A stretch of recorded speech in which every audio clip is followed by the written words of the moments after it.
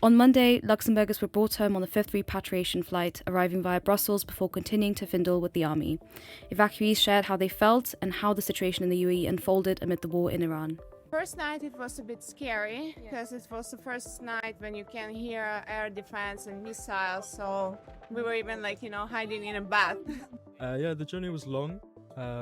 We had a few delays along the way. We went from Dubai to Hurghada in Egypt, where we had to stay in a transit zone for about 4 to 5 hours.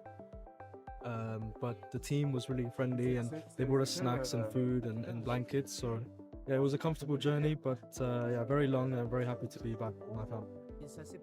It started as a joke. My daughter asked the Prime Minister, as he asked how I was left in Dubai even though I work for the European Commission and have a Schengen visa, and 2 days later the Prime Minister called and asked.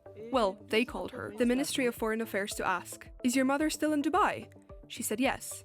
They replied, "Okay, ask her if she can take the plane tomorrow, if she's ready to take it."